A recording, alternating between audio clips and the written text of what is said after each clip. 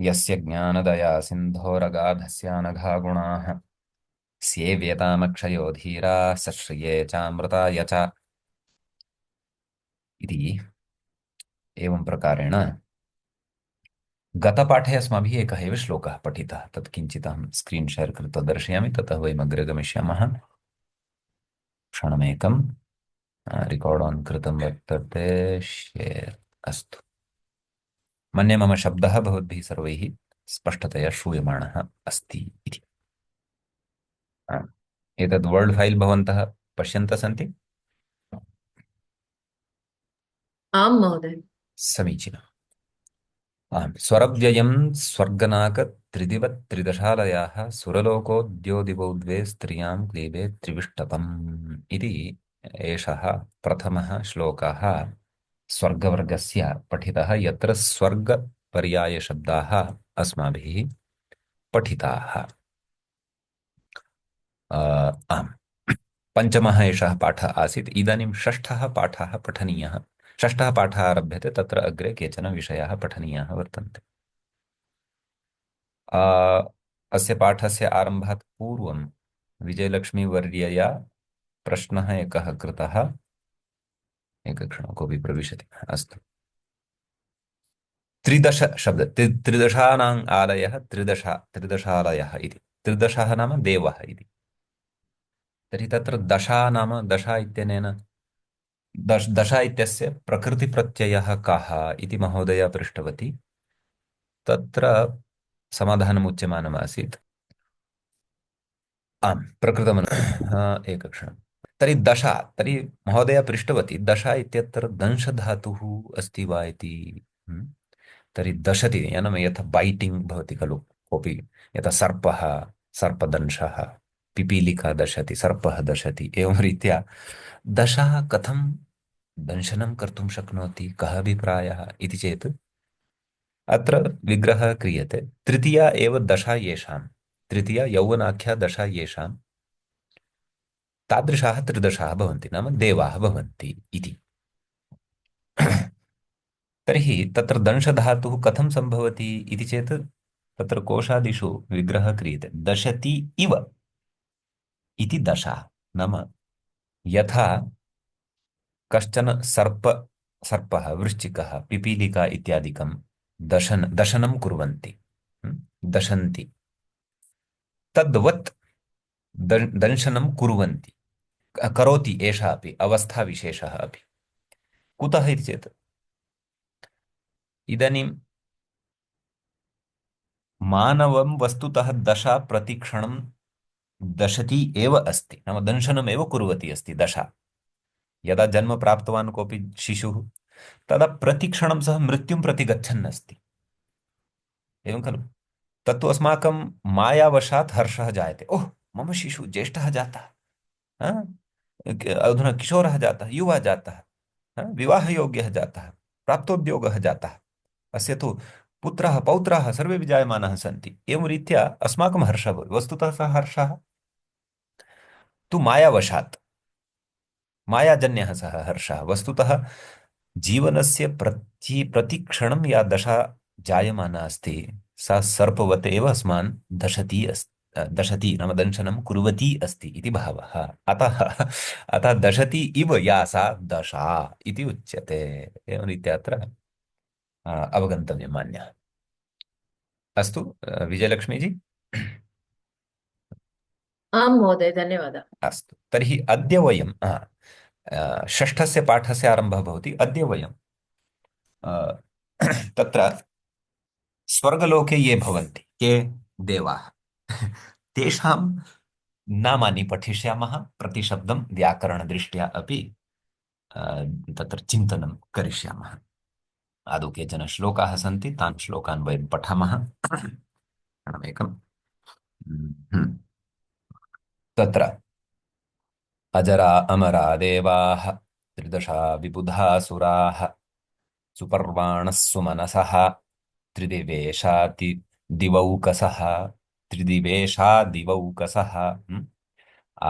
कः प्रविशति एकक्षणम्।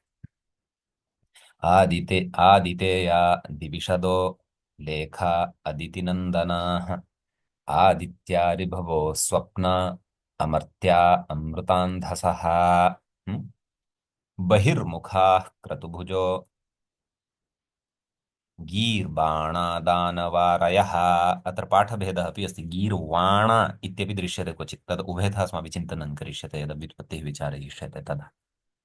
वृन्दारका दैवतानि, वृन्दारका दैवतानि पुंसि, वृन्दारका दैवतानि न, दैवतानि यावत् एकः पादः समाप्तः भवति, अनुष्टुप् खलु। वृन्दारका दैवतानि पुंसि वा दैवता स्त्रियां, पुंसि वा दैवता स्त्रियाम्, एवं रीत्या एते श्लोकाः मया सामान्यतया पठिताः। ये अत्र देवानां नामानि सन्ति, आहत्य षड्विंशतिः नामानि सन्ति। पश्यन्तु, अहम् एकवारं परिगणयामि। तत्र अजराः नाम अजराः बहुवचने निर्देशः कृतः अस्ति। अजराः, अमराः, देवाः, त्रिदशाः, विबुधाः, सुराः, सुपर्वाणाः, सुमनसः, त्रिदिवेशाः, अ, दिवौकसः, खलु। ततः प्रविशति वा?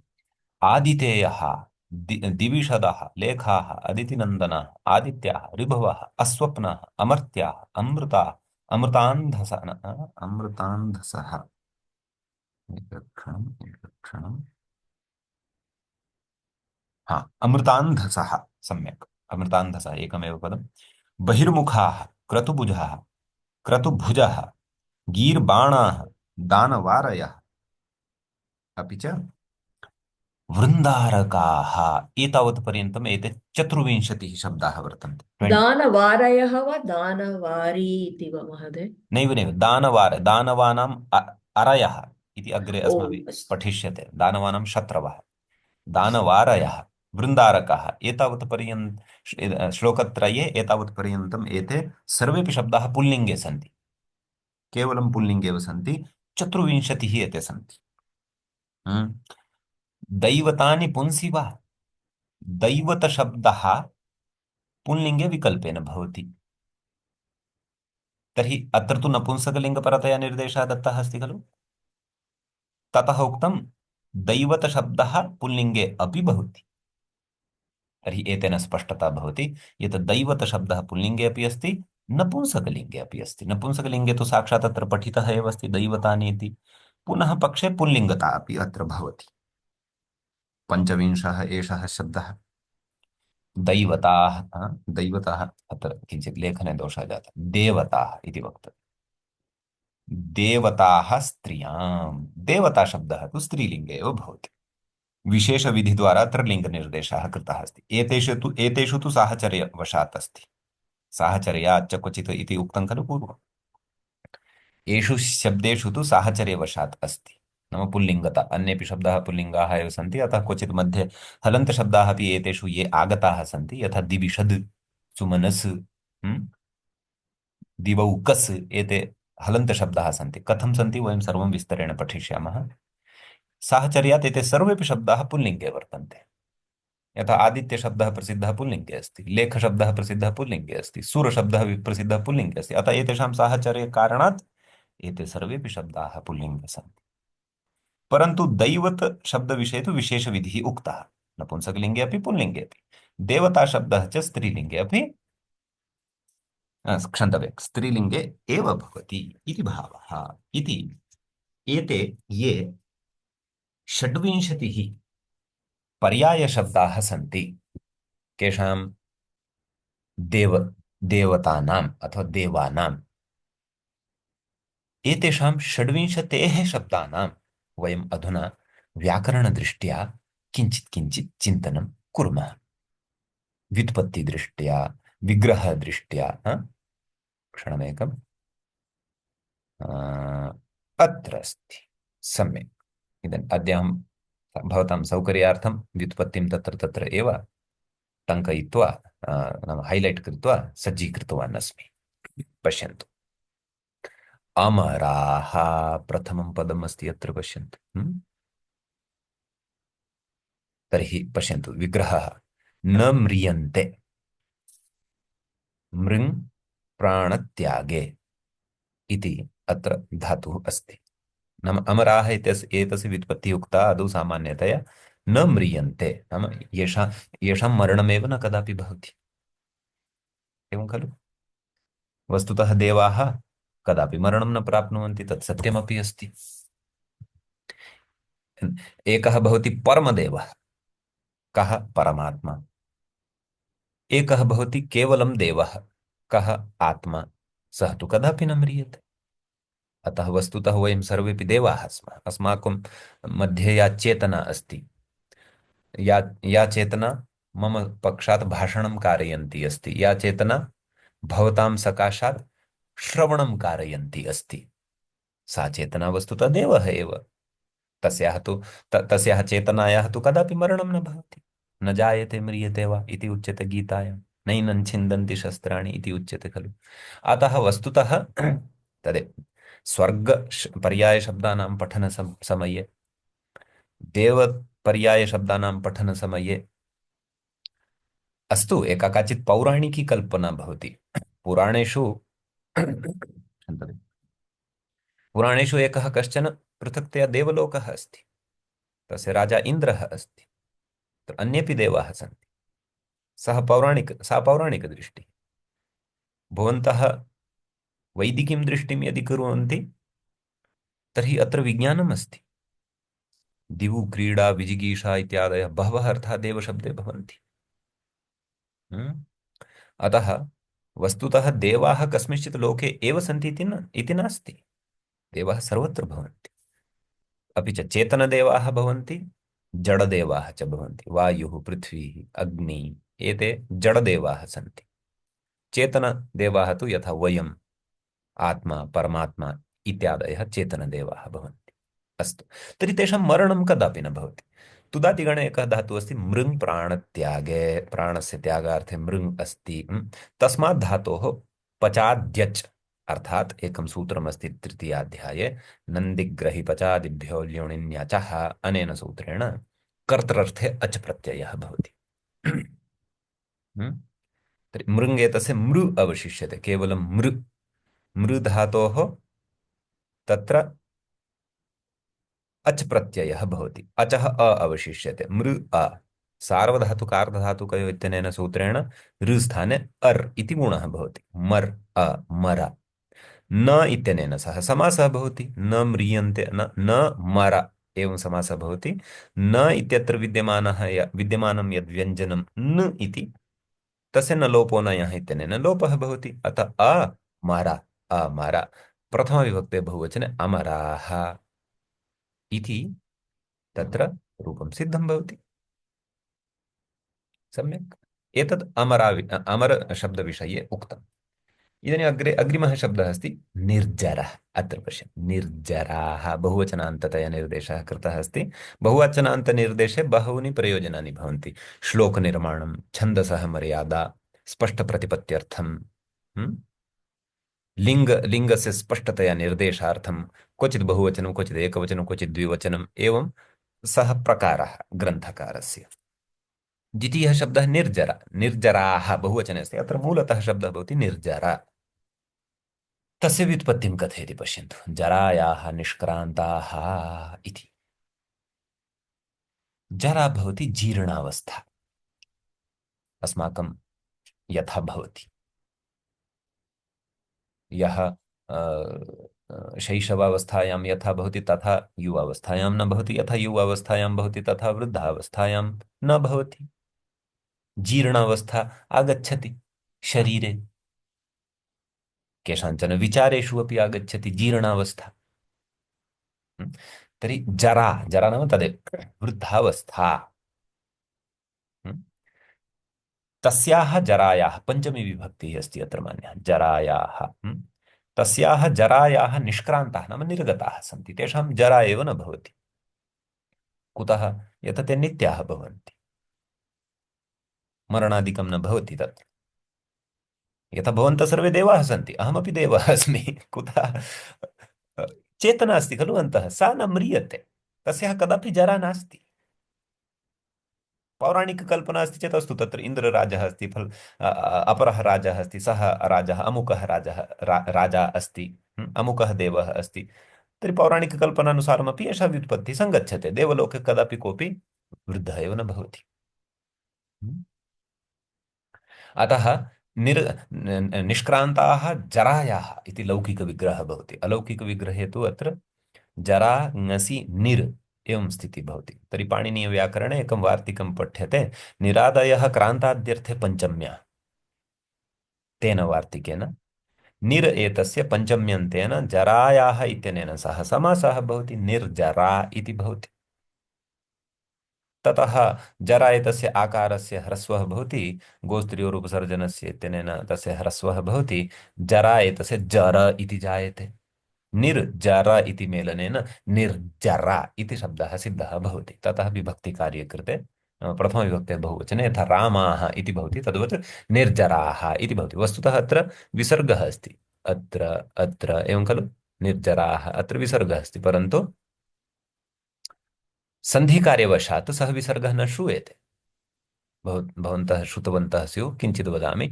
यथा निर्जरा जस् प्लस निर्जराः, सॉरी, अमराः जस् प्लस निर्जराः। शुद्ध संस्कृतेन कथयामि चेत् अमरा जस् धनं निर्जराः, धनम् अर्थात् प्लस, जस् एतस्य अस् अवशिष्यते, पूर्वरूपं भवति, क्षन्तव्य, पूर्वसवर्णदीर्घः भवति प्रथमयोः पूर्वसवर्णः इत्यनेन अमरास् निर्जराः। सस्थाने रु भवति, ससजुषो रुः इत्यनेन अमरारु निर्जराः। तदनन्तरं रुस्थाने य भवति, भोगो अघो अपूर्वस्य योषि इत्यनेन अमराय निर्जराः।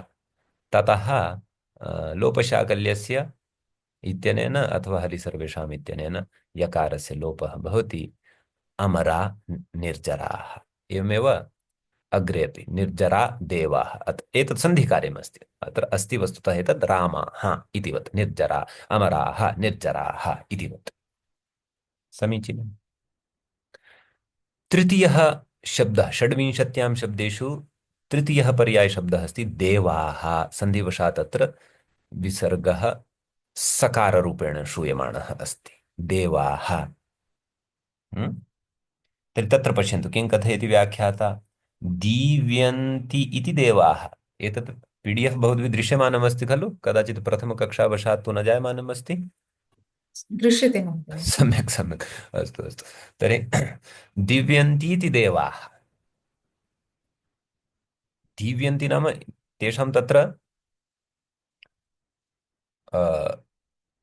प्रकाशः अस्ति, अथवा तेषां विजिगीषा अस्ति, तेषां तत्र स्तुतिः कान्तिः, दिवु क्रीडा विजिगीषा मोदमदस्वप्नकान्तिगतिषु इति बहुषु अर्थेषु अस्ति खलु दिव धातु। तस्मिन् धातौ युक्तियुक्तः कोऽपि अर्थः स्वीकर्तुं शक्यते। दिवादिगणस्य प्रथमः एषः धातुः। तर्हि दीव्यन्ति इति देवाः, अर्थात् ये प्रकाशन्ते ते देवाः सन्ति। तर्हि अत्र दिवधातुः भवति। दिवधातोः पचादिषु पाठात् अच्, नाम पचादिगणः अस्ति, नन्दिग्रहि पचादिभ्यो ल्युणिन्यचः। तस्मिन् पचादिगणे एषः धातुः पठितः अस्ति, अतः अस्मात् धातोः दिवधातोः अच् प्रत्ययः भवति। अच् प्रत्ययस्य अ अवशिष्यते। दिव अ पुगन्तलघुपदस्य चैतन्येन गुणः भवति, अर्थात् दिव इत्यत्र यः इकारः तस्य एकारः भवति, अतः देव अ देव इति रूपं सिद्धं भवति। तस्य बहुवचने देवाः इति भवति। सम्यक्। अग्रिमः शब्दः अस्ति त्रिदशाः। अस्मिन् विषये चर्चा स्वर्ग पर्याय शब्दे, यदा स्वर्गपर्यायशब्दः त्रिदशालयः इति पठितः आसीत् तदापि चर्चा जाता आसीत्, पुनः अत्र एषः शब्दः उपस्थितः अस्ति। तत्र तु त्रिदशानाम् आलयः त्रिदशालयः इत्युक्तम्, अत्र तु केवलं त्रिदशशब्दः पठितः अस्ति। समीचीनं। तत्र कथयति पश्यन्तु, तृतीया यौवनाख्या दशा सदा येषाम्, ते त्रिदशाः इति भवन्ति। त्रिशब्दः अत्र तृतीयार्थप्रयोजकः द्योतकः अस्ति, नाम तृतीयार्थे प्रयुक्तः अस्ति त्रिशब्दः, नाम येषां सर्वदापि यौवनम् इत्याख्या दशा एव तिष्ठति, वृद्धावस्था एव न भवति, ते त्रिदशाः भवन्ति। त्रिदशा इत्यनयोः समासः भवति, बहुव्रीहि समासः भवति, ततः दशा एतस्य आकारस्य ह्रस्वः भवति गोस्त्रियोरुपसर्जनस्य इत्यनेन सूत्रेण त्रिदश इति अकारान्तः शब्दः सिद्धः भवति। तस्य अकारान्तस्य शब्दस्य प्रथमविभक्तेः बहुवचने त्रिदशाः इति रूपं भवति। त्रिदशः, त्रिदशौ, त्रिदशाः इत्येवं रीत्या रूपं भवति। सम्यक्। अग्रिमं शब्दं पश्य। विबुधाः इति अस्ति। विबुध विषये किं कथयति पश्यन्तु। विशिष्टः बुधः येषां, बुधः नाम तर्हि कोऽर्थः, नाम विशिष्टः बोधः, विशिष्टम् अवगमनं येषां वर्तते तादृशाः ते वर्तन्ते। तर्हि विशिष्टता का अस्ति इति चेत् त्रिकालज्ञजीवशिष्यत्वात्, नाम तादृशाः ते भवन्ति ये त्रिकालज्ञाः भवन्ति, तादृशः बोधः तेषां भवति, योगबलेन ते सर्वं साधयन्ति। तादृशाः देवाः अत्र भूलोके अपि भवन्ति ये त्रिकालज्ञाः भवन्ति, परन्तु ते सामान्याय तुच्छाय लौकिकाय व्यवहाराय तस्य प्रयोगं न कुर्वन्ति, परमार्थाय एव तस्य प्रयोगं कुर्वन्ति। अतः ते विशेषाः भवन्ति। यथा महर्षिः बादरायणः व्यासः जातः, यथा शास्त्राणां रचयितारः जातः, यथा वेदवेदाङ्गानां सम्प्रेषकाः मन्त्रद्रष्टारः ऋषयः जाताः, ते एवं रीत्या तादृशशक्तेः प्रयोगं, तादृशः विशिष्टबोधः तेषां भवति, त्रिकालज्ञानं भवति। सम्यक्। विशेषेण बुध्यन्ते, एवमपि अत्र प्रकारान्तरेण व्युत्पत्तिः क्रियते, नाम विशेषेण बुध्यन्ते, विशेषेण येषां बोधः भवति। अत्र वि उपसर्गपूर्वकात् बुध धातोः इगुपधज्ञा प्रीकिरः कः इति एकं सूत्रं वर्तते। तेन सूत्रेण कप् प्रत्ययः भवति, क एतस्य अ अवशिष्यते, ककारस्य लोपः भवति। अतः विबुध अ विबुधः, ततः विभक्तिकार्ये कृते प्रथमविभक्तेः बहुवचने विबुधाः इति रूपं सिद्धं भवति। समीचीनम्। अग्रिमः शब्दः अस्ति अत्र पश्यन्तु, सुराः। सुराः एतस्य व्युत्पत्तिः अपि बहुविधप्रकारैः उच्यते, पश्यामः किञ्चित् किञ्चित्। सुरन्ति इति सुराः। तर्हि सुरन्ति नाम कोऽर्थः इति चेत् तत्र तौदादिकः एकः धातुः भवति, शूरप्रसवैश्वर्ययोः, प्रसवार्थे ऐश्वर्यार्थे च। अत्र ऐश्वर्यार्थं स्वीकुर्मः। देवानां सर्वविधम् ऐश्वर्यं भवति, ज्ञानैश्वर्यं, शक्त्यैश्वर्यं, भोगैश्वर्यं, सर्वेषामपि सद्गुणानाम् ऐश्वर्यं तेषां सविधे भवति। ऐश्वर्यं नाम ईश्वरस्य भावः, ऐश्वर्यं स्वामित्वम् इत्यर्थः। तर्हि अत्र शूर इति धातौ यः षकारः अस्ति मूर्धन्यः, तस्य धात्वादेशः सः इत्यनेन सकारादेशः भवति, सुर अवशिष्यते। ततः उपदज्ञा प्रीकिरः कः इत्यनेन एव कप्रत्ययः भवति कर्तृर्थे, तस्य अ अवशिष्यते, सुर अ सुरा। समीचीनम्। इति एका व्युत्पत्तिः। अपरप्रकारेणापि अत्र व्युत्पत्तिः उच्यते, यत् कथयति यद्वा समुद्रोत्था सुरा अस्ति येषां, समुद्रमन्थनं कृतं खलु, तत्र वासुकिनागम् एकस्मिन् सुमेरुपर्वते स्थापितवन्तः, एकतः सुराः अपरतः दैत्याः आरब्धवन्तः मन्थनं कर्तुं। ततः रत्नानि उपलब्धानि, तेषु रत्नेषु एका सुरा अपि आसीत्। सुरा शब्दस्य बहवः अर्थाः भवन्ति। सुरा शब्देन कदाचित् मदिरा इत्येव अर्थः न ग्राह्यः। सुरा शब्दः यागादिषु प्रयुज्यमानः अथवा रोगविषयेषु प्रयुज्यमानः एकः औषधविशेषः अपि भवति, यः तत्र दुर्लभानां वल्लरीणाम् अथवा वृक्षाणाम् अथवा वनस्पतीनां रसेन सिद्धा भवति या औषधिः अथवा यदौषधं तत्। अतः तादृशी समुद्रात् उत्थिता नाम मन्थनात् उत्थिता वर्तते, समुद्रमन्थनात् उत्थिता या सुरा सा अस्ति येषाम्, एषः मतुबर्थः अस्ति व्याकरणशास्त्रे। तदस्यास्त्यस्मिन् इति मतुप् इत्यनेन सूत्रेण मतुप् प्रत्ययः उच्यते, तस्य अर्थः अपि उच्यते। कः तस्य अर्थः? तत् अस्य अस्ति अथवा तत् अस्मिन् अस्ति। तर्हि अत्र तच्छब्देन सुराग्राह्या, तादृशी सुरा येषाम् अस्ति तेऽपि सुराः भवन्ति अथवा सः अपि सुरः अस्ति।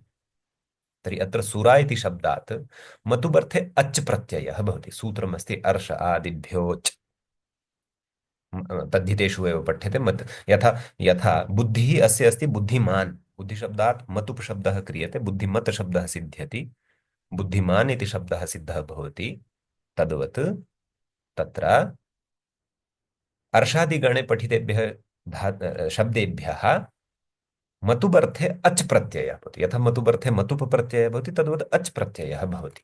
नाम तत् अस्य अस्ति तत् अस्मिन् अस्ति इत्यस्मिन् अर्थे केभ्यश्चित् शब्देभ्यः एषः अच् प्रत्ययः अपि भवति इत्यर्थः।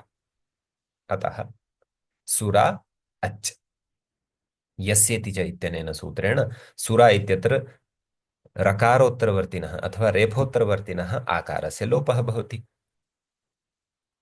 सुर आ सुरा इति शब्दः सिद्धः भवति, ततः सुरः इति रूपं सिद्धं भवति। अन्येन प्रकारेणापि सुरशब्दस्य सिद्धिः उच्यते। यद्वा अर्थात् अथवा अथवा किं शोभनं राजते, सम्यक्तया राजते, राजते नाम दीप्यते, प्रकाशते अथवा विराजते। शोभनार्थे सु इति अव्ययं प्रयुज्यते। सु इति अव्ययपूर्वकात् राजृदीप्तौ इति कश्चन धातुः बहुवादिकः अर्थात् भुवादिगणे पठितः ऋदित् भवति। ऋवर्णस्य अत्र इत संज्ञा भवति, राज अवशिष्यते। तर्हि राजधातोः सु उपपदात् सु उपपदे सति राजधातोः अन्येभ्योऽपि दृश्यन्ते इति सूत्रात्, इति सूत्रेण ड प्रत्ययः भवति। ड एतस्य अ अवशिष्यते। सु राज अ, ततः टेः इत्यनेन सूत्रेण राज इत्यत्र यः अस्ति टि भागः, कः अस्ति सः टि भागः? आज। आज आज एतस्य लोपः भवति, ततः सु ऋ आ एवं मेलनेन सुरा इति शब्दः सिद्धः भवति, तथा सुराः इति रूपं च लभ्यते। सम्यक्। तर्हि एवं विविधप्रकारेण सुरशब्दस्य व्युत्पत्तिः दृष्टा। अग्रे अग्रे तत्र पर्यायशब्देषु भवति सुपर्वाणः। अत्र मूलशब्दः भवति तत्र सुपर्वन्, सुपर्वन् एवं सुपर्वन् इति शब्दः भवति। सम्यक्। पश्यामः अस्य विषये कथं व्युत्पत्तिं कथयति पश्यन्तु। सुष्ठु पर्व, येषाम् अत्र अन्वयः अस्ति। पश्यन्तु, सुष्ठु पर्व अत्र अधः पङ्क्तौ, सुष्ठु पर्व एतेषां पृथक्तया सम्बन्धः अस्ति अत्र। पश्यन्तु, सुष्ठु पर्व येषां ते सुपर्वाणः भवन्ति। पर्व नाम उत्सवः। तर्हि तत्र कथयति अमावास्यादिचरितम्, नाम अमावास्यादिषु चर्यते यत् पर्व यैः तादृशः ते देवाः भवन्ति। बहूनि पर्वाणि अस्माभिरपि अमावास्यादिषु आचर्यन्ते, अतः वयमपि देवाः स्मः। तत्र कथ्यते अङ्गुल्यादिग्रन्थिः, एतत् किमपि देवानां पर्वणः नाम विशेषः अस्ति। एतद् धर्मशास्त्रे अथवा वैदिकवाङ्मये द्रष्टव्यम्। एतादृशः उत्सवः अथवा पर्व वर्तते येषां ते सुपर्वाणः।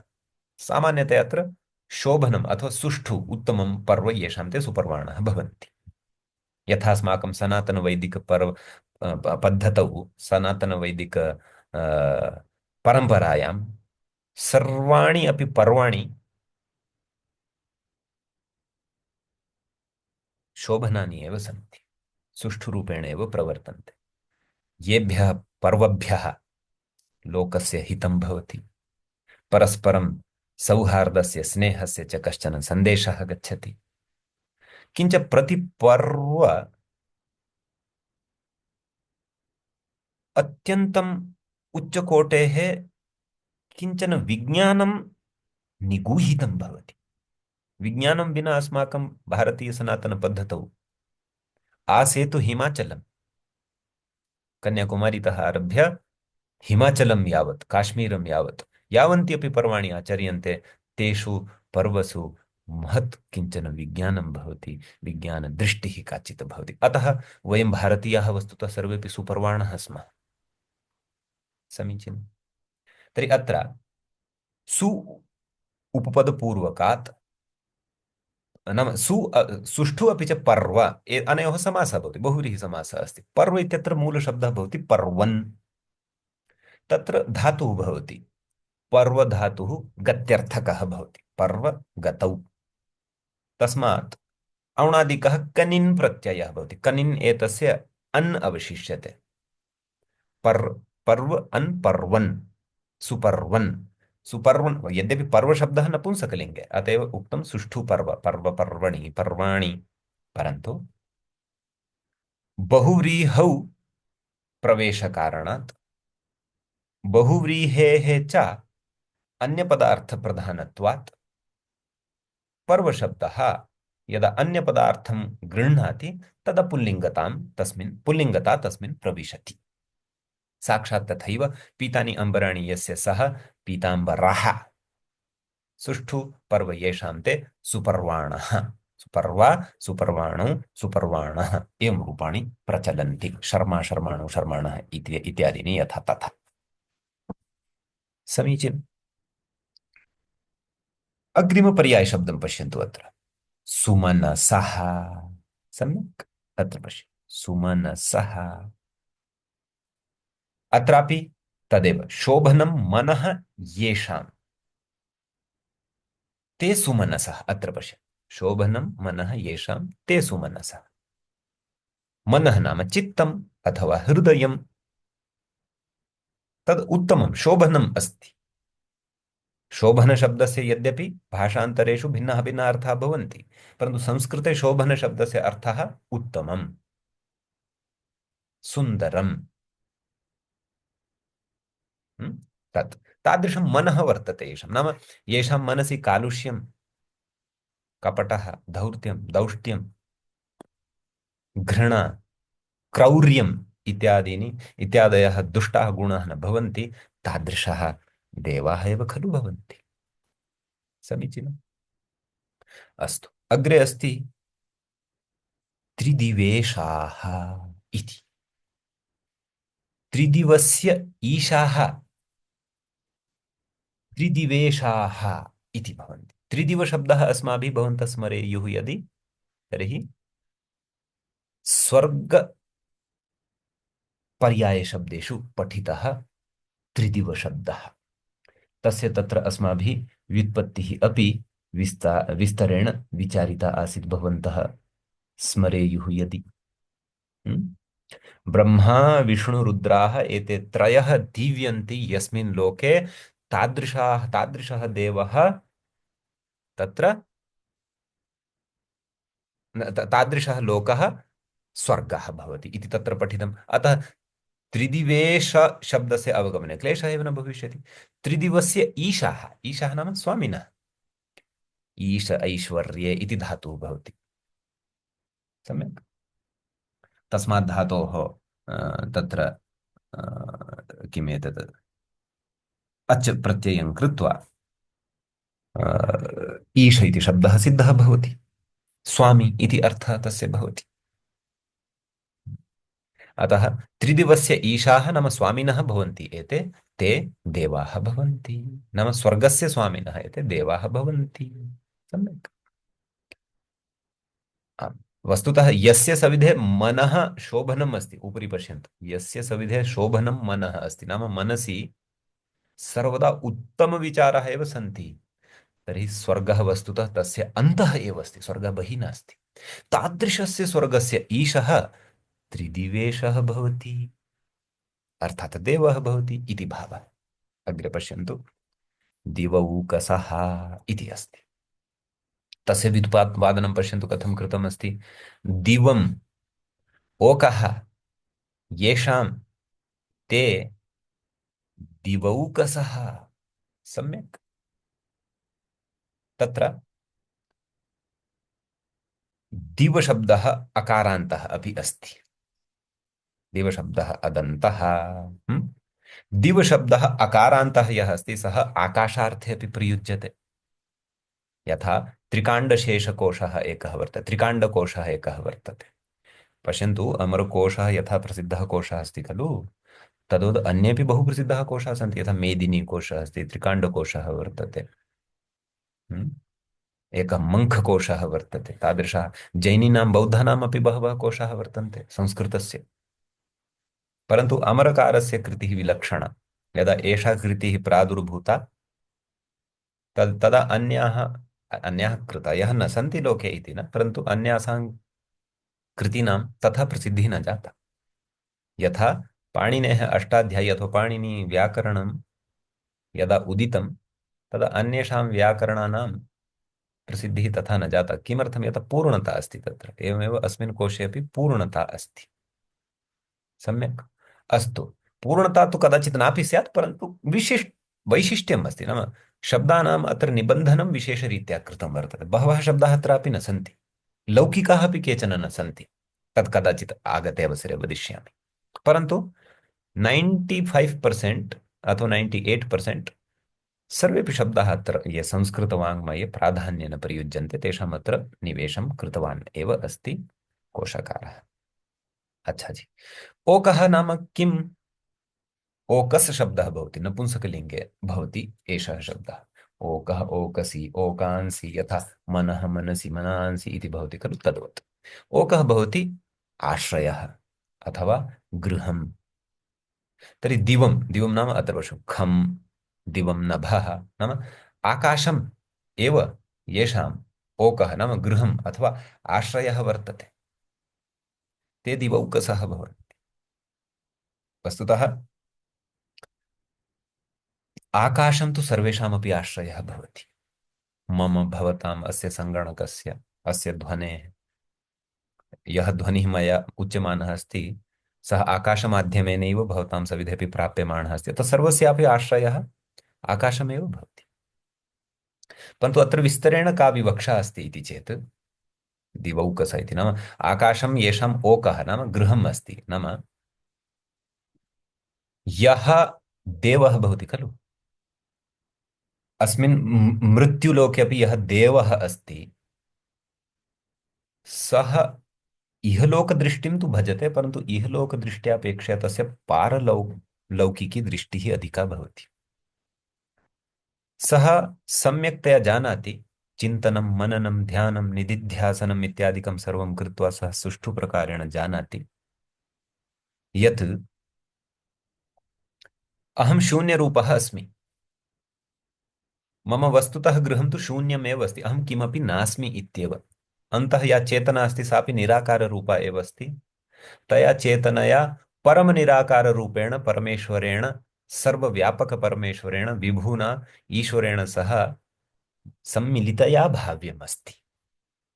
अतः एतादृशं दार्शनिकं विवेकं यः भजते सः देवः भवति। अतः एव सः दिवौकाः भवति। दिवौकाः, दिवौकसौ, दिवौकसः एवं रीत्या रूपाणि अत्र भवन्ति। प्रथमविभक्तेः एकवचने दिवौका, दिवौकाः, दिवौकसौ, दिवौकसः एवं रीत्या। यतः सकारान्तः शब्दः खलु एषः, अतः समीचीनम्।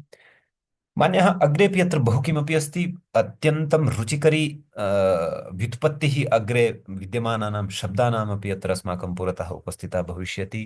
परन्तु अद्यतनपाठम् अहम् अधुना अत्रैव उपसंहर्तुकामः। यद्यपि जानामि अत्र मम वेगः अत्यन्तं न्यूनः अस्ति, परन्तु मया गतपाठे अपि पृष्टं, भवन्तः अपि तत्र ओम् इति उक्तवन्तः यत् महोदय अस्तु मन्दं वा चलतु नाम, परन्तु सम्यक् अवगत्य एव अग्रे गच्छामः, एकैकस्य शब्दस्य सम्यक् अर्थं विज्ञाय एव अग्रे गच्छामः। चिन्ता नास्ति। तर्हि अस्मिन् क्रमे भवन्तोऽपि रुचिमन्तः यदि, तर्हि परिमितं वा पठामः, न्यूनं वा पठामः, परन्तु उत्तमरीत्या पठामः इत्येव मम आशयः। अतः एकं श्लोकं व्याख्याय कदाचित् इदं कार्यमग्रे न्यूनं भविष्यति अग्रे अग्रे। यतः येषां शब्दानां व्युत्पत्तिः पठिता भविष्यति तत्र अहम् अग्रे वदिष्यामि, एतस्य शब्दस्य व्युत्पत्तिः पठिता अस्ति तत्र गत्वा पश्यन्तु, अथवा लाघवेन वदिष्यामि। अथवा भवतामपि तत्र बहुज्ञानाय अपेक्षितमिति किमपि न भविष्यति, यतोहि भवन्तः पूर्वं तं विचारं श्रुतवन्तः भविष्यन्ति इति कारणतः। अस्तु, तर्हि वयं इदानीं यदि प्रश्नोत्तरं किमपि अस्ति तर्हि प्रश्नोत्तराय अवसरः अधुना अस्ति, अन्यथा मान्यः मङ्गलमुखेन अत्र अद्यतनकक्षा समापयिष्यते। महोदय, त्रिदिवेशा, आमाम्। तत्र एकमेव पदं वा पदद्वयं वा? सुमनसः इति भिन्नं पदं, त्रिदिवेशाः इति भिन्नं पदं महोदय। सुमनसः सुमनसः बहुवचने अस्ति। सुमनाः, सुमनसौ, सुमनसा, सुमनसः बहुवचने अस्ति। सर्वे प्रातिपदिकम् अपि सुमनस् इति एव खलु? प्रातिपदिकं तु सकारान्तं सुमनस्।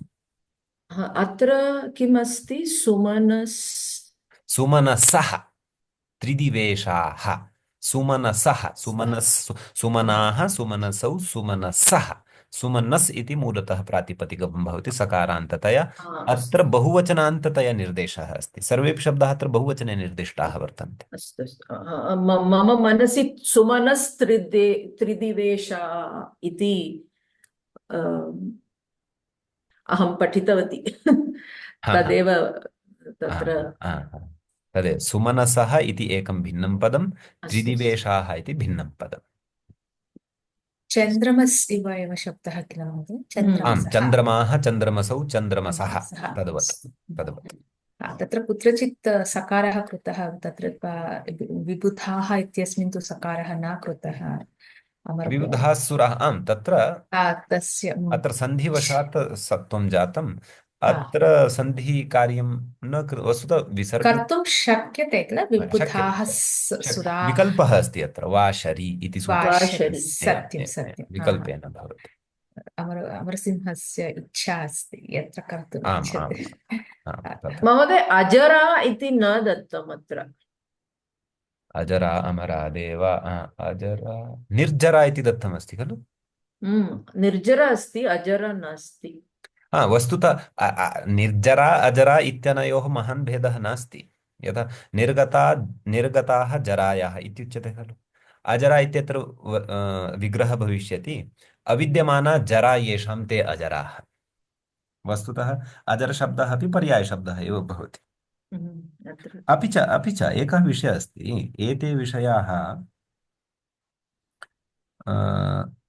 एते शब्दाः प्रसिद्धाः शब्दाः वर्तन्ते। वयम् एतान् अतिरिच्य अन्यान् शब्दान् अपि निर्मातुं शक्नुमः। तत्तु सत्यं। देवार्थे एव।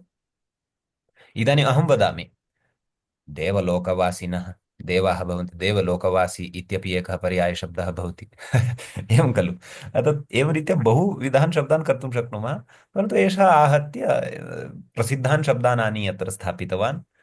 संस्कृतभाषायाः तु सौन्दर्यमस्ति एव, वयम् एकस्य शब्दस्य एव यद्यपि अस्ति प्रसिद्धाः केचन पर्यायशब्दाः, यथा उदाहरणाय कस्यचन शब्दस्य 50 शब्दाः पर्यायशब्देन दृश्यन्ते, परन्तु वयं तत्र समासबलात्, तद्धितबलात्, कृदन्तप्रयोगकारणात् वा इतोपि शतशः नूतनान् शब्दान् तत्र निर्मातुं शक्नुमः। अतः तदेव प्रसिद्धाः अत्र परिगणिताः। अन्येपि शब्दाः इतोपि अतिरिक्ताः देवशब्दपर्यायवाचिनः न स्युः एव इति नास्ति, भवेयुः, परन्तु प्रसिद्धानां परिगणनम् अस्ति इति मन्ये।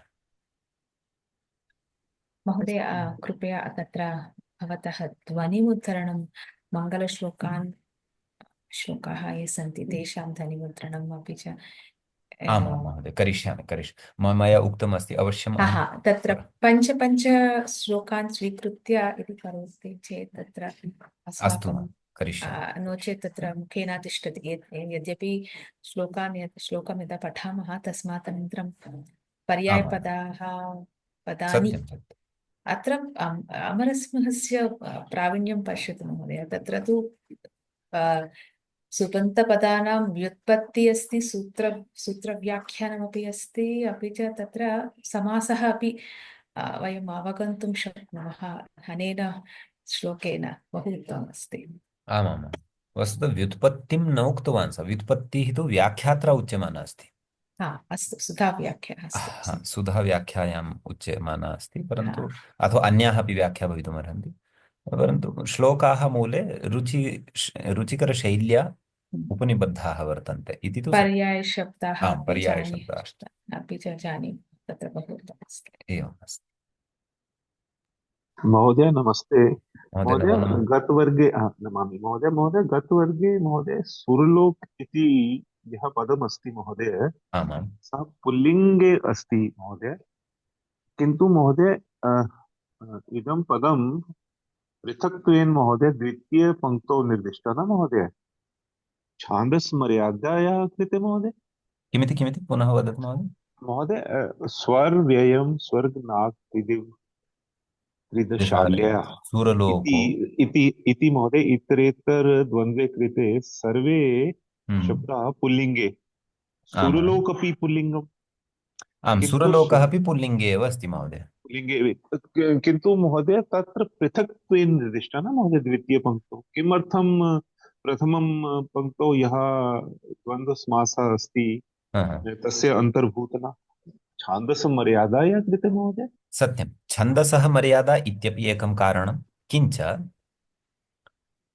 अत्र द्वितीयायां पङ्क्तौ अवशिष्टाः ये शब्दाः तेषां विशेषविधानेन लिङ्गनिर्देशः कृतः अस्ति। यथा पश्यतु, द्वौ दिवौ द्वे स्त्रियाम्, अर्थात् द्यो शब्दः दिव शब्दश्च एतद्द्वयं स्त्रीलिङ्गे अस्ति। क्लीबे त्रिविष्टपं नाम नपुंसकलिङ्गे तु क्लीबे अर्थात् नपुंसकलिङ्गे तु त्रिविष्टपशब्दः भवति। तर्हि द्यौ इत्यतः आरभ्य सर्वेषामपि शब्दानां तत्र लिङ्गम् उक्तं विशेषनिर्देशत्वात्। तर्हि अस्यां पङ्क्तौ अवशिष्टाः यः सुरलोक इति शब्दः, तस्य लिङ्गनिर्धारणं वयं प्रायशः रूपभेदेन कर्तुं शक्नुमः, अथवा गतपङ्क्तौ विद्यमाने शब्दाः ये सन्ति तैः शब्दैः सह अस्य साहचर्यं वक्तुं शक्नुमः। यद्यपि यद्यपि कदाचित् भवतः मनसि एषा शङ्का जायेत यत् पादसमाप्तिः अत्र भवति, किञ्च अत्र तु द्वन्द्वः उक्तः वर्तते, अतः कथं सुरलोकशब्देन सह साहचर्यं स्यात् इति चेत् सत्यं, यदि तथा वयं पश्यामः, पादसमाप्तिः जाता, पङ्क्तेः अपि समाप्तिः जाता, तर्हि सुरलोकशब्देन सह साहचर्यं नास्ति इति कारणात् सुरलोकशब्दस्य कथं तत्र लिङ्गनिर्धारणं भवतु इति चेत् रूपभेदेन इति वक्तव्यं। तर्हि यथा सुरलोकः, रामः, कृष्णः इत्यादयः प्रयोगाः यथा सन्ति तद्वद् अस्यापि पुल्लिङ्गता निर्णेतव्या। अपि च एकः विषयः, द्यो दिवौ इत्यतः आरभ्य साक्षात् लिङ्गनिर्देशः कृतः। स्वरव्ययमिति स्वर इति शब्दस्यापि जातिः उक्ता, नाम अव्ययम् अस्ति तत्। मध्ये ये अवशिष्टाः ते वस्तुतः पुल्लिङ्गस्थाः एव इति चिन्तनीयम्। अतः सुरलोकशब्दं, स्वर्गतः आरभ्य सुरलोकशब्दं विहाय अन्ये ये शब्दाः सन्ति, स्वर द्यो दिवौ इत्यादयः च, तेषां विशिष्टनिर्धारणकारणात् पृथक्ता भवति। अतः सुरलोकशब्दस्य द्यो दिवौ इत्यादिभिः सह साहचर्यं शङ्कितुम् अत्र न शक्यते। सुरलोकशब्दः पुल्लिङ्गे एव वक्तव्यः भवेत् मान्यः। अस्तु महोदय, धन्यवादः। अस्तु। महोदय अत्र द्यो दिवौ हम्म। इति समासः अस्ति खलु? आम्। तर्हि द्वे इति कथम्? द्वे नाम स्त्रीलिङ्गे अस्ति महोदय, नाम एते द्वे, यथा रमा च सीता च, रमा सीते द्वे। यद्यपि रमा सीते इत्युक्तत्वात् अपि द्विवचनबोधः भवति, अस्तु। परन्तु द्विवचनस्य अधिकस्पष्टतार्थं वयं संख्यावाचकशब्दस्य प्रयोगं न कर्तुं शक्नुमः इत्यपि नास्ति। यथा लोके अस्तु। राम और कृष्ण ये दोनों आ जाओ, हम्म। कंचन वदामः, ये भैया इसका वहां जो लोग बैठे हैं वहां से राम और कृष्ण दोनों आ जाओ, यद्यपि दोनों आ जाओ इत्यपि वदामः, परंतु राम और कृष्ण आ जाओ इत्यपि वदामः चेत् तौ द्वौ एव आगमिष्यतः, एवं संस्कृते अपि व्यवह्रियते। द्वौ रामकृष्णौ आगच्छेताम्, नाम व्यवहारः अस्ति सः। अतः यद्यपि अत्र द्वे इति एतस्य पठने बहूनि प्रयोजनानि सन्ति। एकं तु द्वे द्वौ दिवौ इत्यनयोः स्त्रीलिङ्गतां कथयितुम् अत्र दार्ढ्यं करोति द्वे शब्दः। हाँ, एकः परोपि विषयः, द्वे शब्दः नपुंसकलिङ्गे अपि समानः एव, परन्तु अत्र नपुंसकलिङ्गेन स्त्रीलिङ्गे एव अस्ति इति कथनाय पुनः साक्षात् स्त्रियामेव उक्तवान्, स्त्रियाम् इत्येव उक्तवान्। अतः यथा रमा सीते द्वे महिले स्तः, तद्वत् द्वौ दिवौ इति द्वे स्त्रीलिङ्गे स्तः, नाम अनयोः शब्दगतः धर्मः स्त्री इत्येव, स्त्रीत्वम् इत्येव, स्त्रीलिङ्गम् इत्येव, एतदर्थं द्वे इति प्रयुक्तं महोदय। अस्तु महोदय। महोदय महोदय देव इति नित्य स्त्रीलिङ्गवाचि न महोदय? आम् आम् आम् अस्तु। आम्। द्यो शब्दः ओकारान्तः, दिव शब्दः वकारान्तश्च स्वर्गार्थे।